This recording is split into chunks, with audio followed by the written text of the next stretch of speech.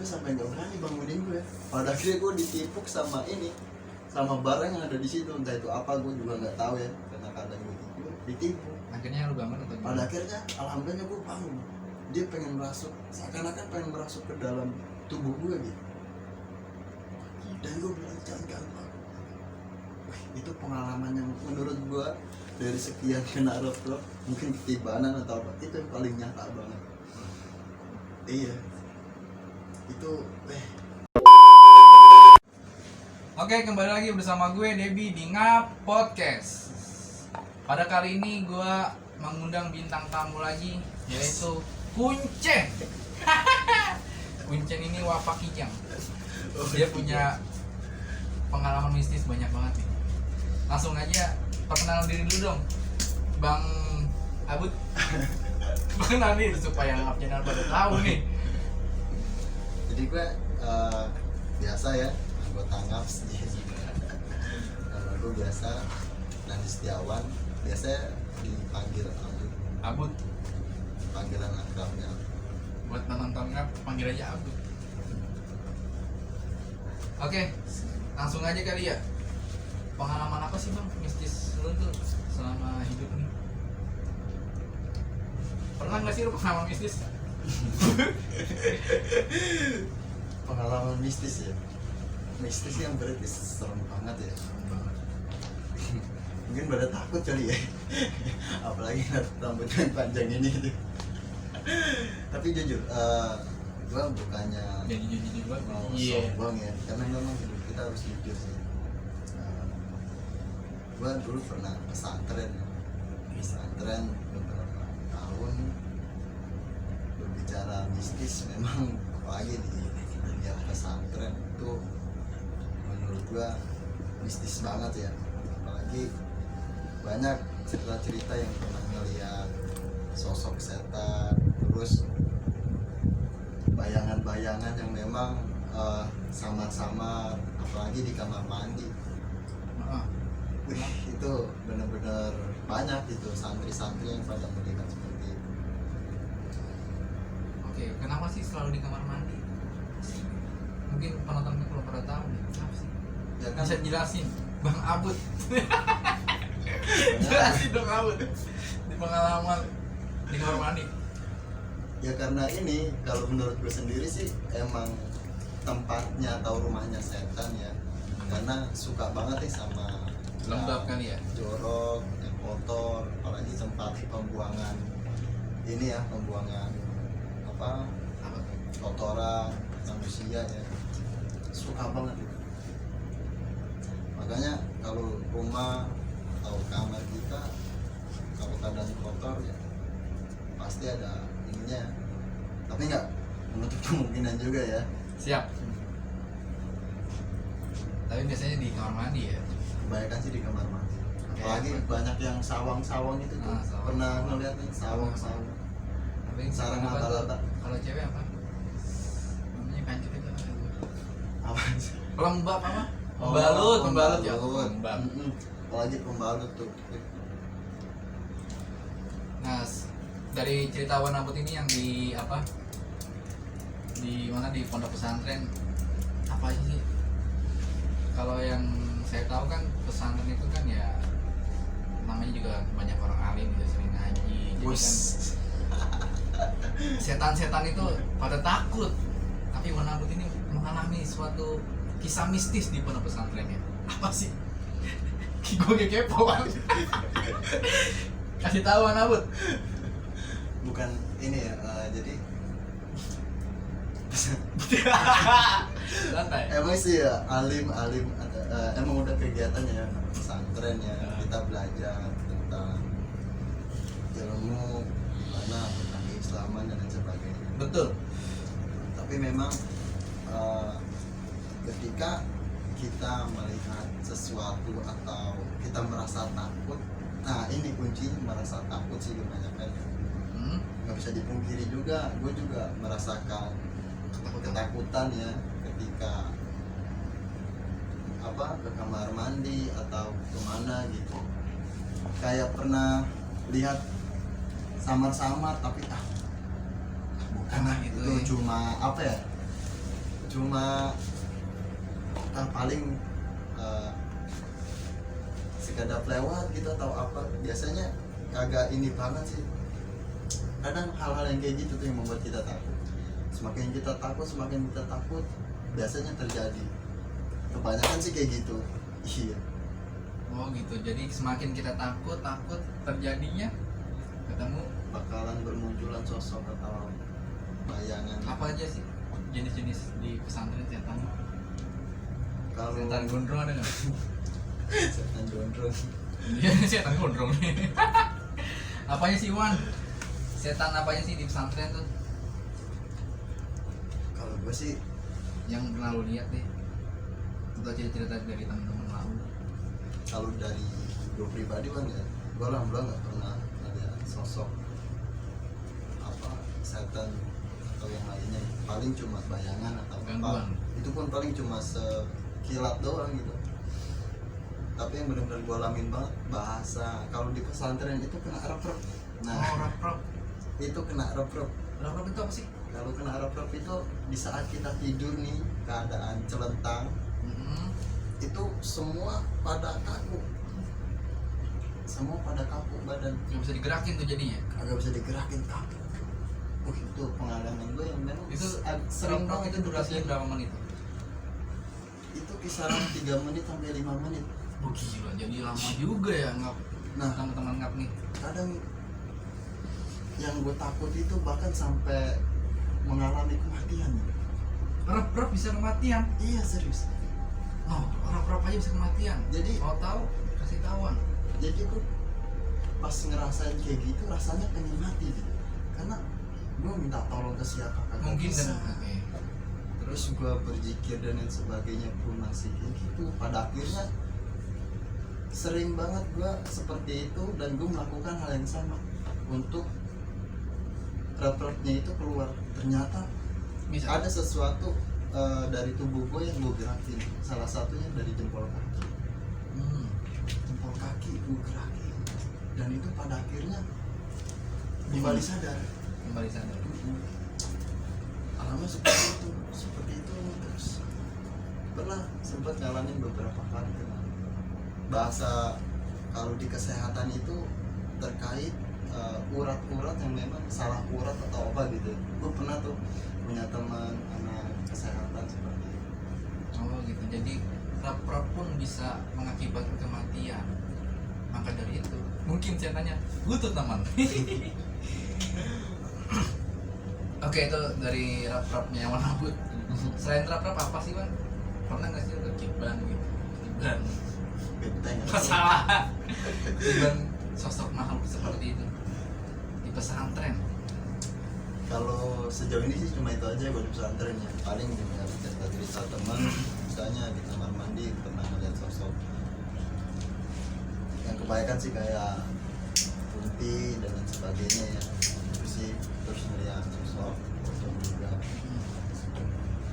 Tapi dari pengalaman Wan Abud, kisahnya di pesantren tentang mistis, apakah kiai tersebut mempunyai suatu kodam? Mungkin bisa dijelaskan Wan Abud? Kayak amalan gitu. Ya gitu, suatu kodam yang mengikuti kiainya untuk menjaga santri-santrinya supaya tidak bandel. Ada sih nggak sih kiai-kiai semua yang punya kodam itu tentang makhluk halus? Kalau yang gua yakin selama ini mungkin setiap para kiai atau guru-guru mungkin punya ya. Tapi kalau di pesantren juga memang kita agak diajarkan seperti itu. Paling banyak paling hanya berpikir terus baca Quran seperti itu. Dengan berzikir akan mengalami rap-rap atau tidak Wan? Sepertinya tidak ya. Pernah ini nggak pernah dengar bahwasanya ketika kita membuka Al-Quran atau kita membuka Al-Quran, Nah, setan itu was-was pada kita. iya. Ketika kita membaca, setan itu merasa takut. Ketika kita mengamalkan, setan itu bakalan Panasan. panas, bakalan menghindar dari kita. Itu sih yang gue tahu. Tuh. Jadi untuk penonton ngap untuk ketika mengalami suatu gangguan rep ataupun ketemu makhluk seperti itu, mungkin teman-temannya kurang berzikir, makanya silakan berzikir sambil ngisep rokok gini nih. Nah, rokoknya tetap Malioboro sama juara, masukin dong juara. Itu kisahnya dari Wanabut tentang pondok pesantrennya di rap itu. Mungkin ada kisah lagi apa nggak ada, Bang? Kalau sejauh ini sih paling cuma itu ya. Kalau sampai saat ini tuh gue pernah kalau di dunia perkuliahan sama Apa tuh? kena rap juga ya, bahasanya apa ya, kalau sering mungkin kayak ketibanan sosok ya. Nah pas itu gue ngontrak sama anak-anak Bekasi juga, dan di situ ada 3 kamar, pertama kamar depan, kedua tengah, 3 belakang. Nah gue yang di tengah nih. Nah, pas di tengah ini kan ada di depannya kamar mandi bersih. Emang pas waktu sebelum gue tidur itu keadaannya kotor banget, apa ya. Pas waktu itu kan emang capek banget, lelah, udah pas itu langsung tidur. Ada beberapa teman yang lagi ngobrol di depan Di ruang tamu. di ruang tamu. Nah pas itu Lu tidur gue ketiduran pas itu. dalam Nah keadaan capek. dengan keadaan capek gue langsung plak kayak tidur. Nah pas gue tidur lagi nyenyak-nyenyaknya, pas itu ada sosok bayangan putih, itu kayak sosok nenek-nenek kan, itu bener-bener gue alamin banget itu. Dan gue sampai berteriak sekenceng-kencengnya, jangan ganggu aku, jangan ganggu aku. Wih, sampai kayak gitu. Dan teman gue yang di ruang tamu ini itu, Nandi kenapa sampai panik dia. Pas Lu itu yang ceritain gue jadi merinding. pas itu teman gue merinding nih. teman gue sampai nggak berani bangunin gue. Pada akhirnya gue ditipuk sama ini, sama barang yang ada di situ, entah itu apa gue juga nggak tahu ya, karena kadang gue tidur ditipu. Akhirnya lu bangun atau Pada gimana? akhirnya alhamdulillah gue bangun, dia pengen merasuk, seakan-akan pengen merasuk ke dalam tubuh gue gitu. Dan gue bilang jangan ganggu aku. Wih, itu pengalaman yang menurut gue dari sekian kena rock mungkin ketibanan atau apa, itu yang paling nyata banget. Iya, itu kagak tahu itu bisa kayak gitu.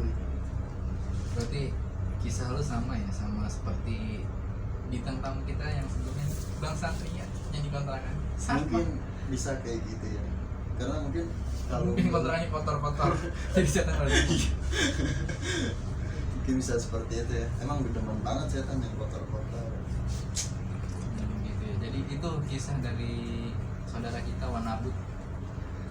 Nah terus apalagi sih Wan? Lu kan di konten ngap sebelumnya kan lu pernah bahas gunung nih. Oh iya, Lu kuncen banget gunung emang lu. kuncen. Pernah nggak sih lu di gunung itu mengalami suatu gangguan mistis gitu? Sejauh ini sih ya alhamdulillah sih nggak pernah gitu ya. Paling dari sekian beberapa gunung yang telah gua daki ya, paling mistis banget yaitu paling di Gunung Kerinci. Ini. Dan gua alhamdulillahnya sih ketika gua mendaki, gua nggak terlalu memikirkan apa ya, mistis banget gitu ya, karena di situ pun gua belajar ya tentang bagaimana melakukan pendakian yang baik dan benar itu seperti apa. Memang kita nggak bisa, gua sendiri pun nggak bisa gua pungkiri ya terkait mistis gunung. Iya. Di setiap gunung pun mistisnya berbeda-beda man. Pasti. Iya. Dan itu gue yakin. Tapi tetap kalau gue pribadi gue tetap bakalan apa yang dilarang di sana tetap gue ikuti. Kebanyakan seperti itu, pada kesurupan terus lah. Nah pas waktu di Gunung Kerinci Nah, gimana? itu pas waktu maghrib sih, salahnya maghrib ya. Seharusnya kan maghrib pas aja berkumandang aja nih, itu nggak boleh tuh melakukan. Dan itu karena memang terburu-buru ya dan waktu, udah pada akhirnya kita bahasanya nyelonong baik, jalan aja emang gitu. Udah pas itu di situ benar-benar pengalaman paling asik di situ. Jadi gua di situ sama anak IAIN Kerinci juga ya, ditemenin 2 orang. Terus gimana pas ketika lu jalan maghrib kita dulu aku udah ini maghribnya jalan kan, ada hal apa yang lu rasain gitu ya? Pas waktu itu pas perjalanan sih nggak ini ya, pas ajan tuh biasa aja. Nah pas ajan udah selesai itu kan kalau di Gunung Kerinci ada pos 1, pos 2, pos 3, shelter 1, shelter 2, shelter 3. Nah gua jam 5 berangkat nih, setengah 6 dari shelter 3 itu keadaannya udah mau turun dari shelter 3 ke shelter 2. Nah pas di shelter 2 itu pas aja nih mau ke Ajan shelter maghrib? 2. Nah pas itu gua sama teman-teman rombongan berangkat jalanannya. Jalan aja. Nah, pas jalan pas ajan sudah selesai beberapa menit, yang nyium bau-bau aneh itu cuma gua sama kawan. Bawaan Itu cuma 2 orang doang yang nyium. bawaan itu bawa apaan sih? Ini bau jeruk nipis. Nah, padahal di situ gue cari-cari ada pohon jeruk nipisnya itu. Padahal gue pengen banget kan, gue nyeduh teh terus di pakai jeruk nipis itu asik banget. Iya, gue pengen kayak gitu pas sampai di shelter 3 ya, shelter 1 pas gue pengen ngecamp juga di situ. Pas itu udah lanjut, kan gue bilang pas jalan, bau jeruk nipis, cari ada, Nggak ada tuh. udah ayo jalan. Nah, itu kata anak yang Kerinci tuh, ayo jalan aja. Tapi dari jeruk nipis itu menandakan apa sih, sosok makhluk apa sih? Nah itu dulu deh, nanti dulu. pas itu gue jalan lagi, ada 3 meter 4 meteran kecium lagi tuh kan baunya jeruk Panjang nipis. juga dong ya. Gue cari lagi, nggak ada lagi pohonnya. Wih, tanda nih, gue bilang gitu dalam Iya. hati. Udah deh, pas gue jalan, udah pas sampai di shelter 1, teman-teman kan ada bawa 2 cewek ya, yaitu karena memang fisiknya kurang memadai, pada akhirnya kita ngecamp di situ. Di situ tuh cerita anak-anak yang Kerinci, bahwasanya bang, kan gue penasaran tuh sambil Iya. jalan gue pikir Betul. terus tuh, itu bau jeruk nipis itu pertama apa sih? Nah terus kata anak yang Kerinci tuh, dia bilang itu biasanya ada ini di kita, Ikutin tuh. tapi itu sosok bayi katanya, enggak. Dan anehnya lagi itu nggak ada angin, nggak ada badai, nggak ada hujan. Jadi di dung gua ini ada ini gereja itu yang udah keisi air kan berat tuh. Iya. Itu tiba-tiba jatuh, pas cerita mistis gitu, didiriin lagi. Jatuh lagi. Nah pas cerita lagi jatuh lagi, dan Ini nyata kan kisahnya? Ini Nyata ini kisahnya. ini nyata. Dan ini bener-bener yang gua alamin banget. Iya betul. Udah pada akhirnya udahlah, kita nggak usah berbicara ini, jadi kita buat besoknya seperti kayak gimana, kita ngopi-ngopi. Ngopinya kalau gue tahu ngopi apa? Gua dosen bawa kopi Lampung, Kopi kopi gitu. Karena kan melewatin Lampung. Ya Gitu itu sih. kisah dari Wangabut tentang bisnisnya, mulai dari pesantren, kontrakan, hingga gunung. Yang dimana gunung tersebut adalah Gunung Kerinci. Intisari yang bisa diambil dari kisah Wangabut, jangan pernah takut. Ya, terus selalu menjaga kebersihan. Yaps. Jangan pernah takut, menjaga kebersihan. berbersihan dan selalu berzikir. Buset, berat banget. Alim banget ya. Mungkin itu saja yang bisa saya sampaikan bersama Wan Mabut. Yaps. Jangan lupa like, comment, share ke teman-teman kalian, and subscribe channel tersebut. Jangan lupa nih lonceng ini pencet. Oke, sekian. Check it out.